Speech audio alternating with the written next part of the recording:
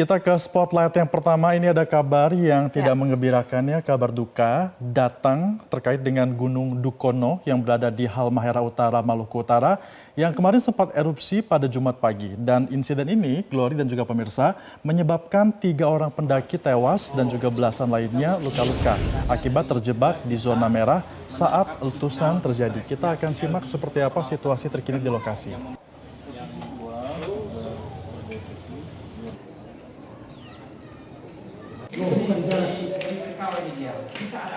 Erupsi ini terjadi sekitar pukul 7.41 waktu Indonesia bagian tengah, di mana waktu Indonesia bagian timur maksud kami, di mana para korban diduga berada dalam radius kurang dari 2 km dari pusat kawah yang merupakan area terlarang sesuai dengan rekomendasi dari PVMBG.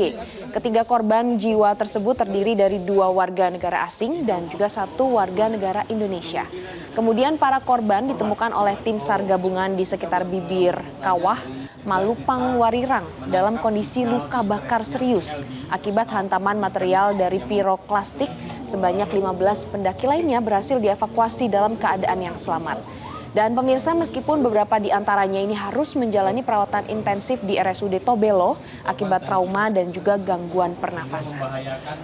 Kalau kita update juga datanya Glory dan juga pemirsa, hingga kini baru 1 korban meninggal yang berhasil dievakuasi, sementara 2 lainnya ini belum berhasil dievakuasi. Kenapa? Karena aktivitas kegempaan Dukono yang masih fluktuatif dan juga sulit untuk diprediksi.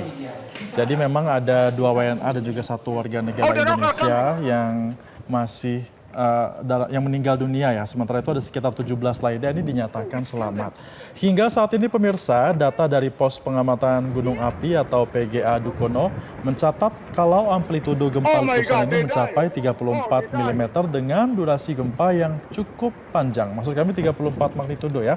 Dan juga ini juga bukan magnitudo tapi mm ini memang.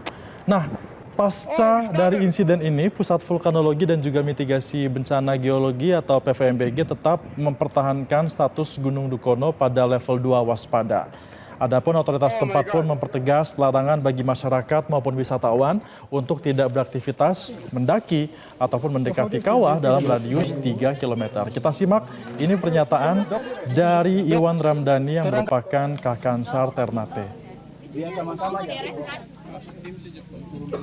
Hari ini merupakan pencarian hari ketiga yang dilaksanakan oleh tim SAR gabungan, bahwa seperti kita ketahui bahwa titik datum sudah kita ketahui ya berdasarkan perkiraan dan saksi yang menerangkan, dan kita sudah menentukan tadi, sudah briefing dengan teman-teman yang tim SAR gabungan bahwa ditentukan untuk posisi di sekitar wilayah kawah sekitar 50 meter kurang lebih.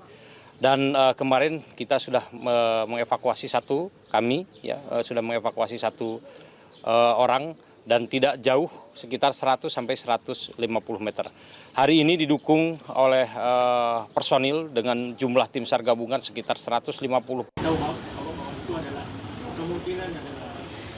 Ya pemirsa, kita mendoakan bersama ya Febrian, semoga ada korban-korban yang belum ditemukan. Betul. Mungkin segera ditemukan. Apalagi ini juga kalau kita runut lagi kejadiannya, ternyata ketika mendaki itu kondisi gunung memang tidak prima, tidak boleh untuk didaki. Tapi para porter memaksa ya Gloria, bukan memaksa tapi malah tetap mengajak para wisatawan untuk datang ke sana dan juga mendaki.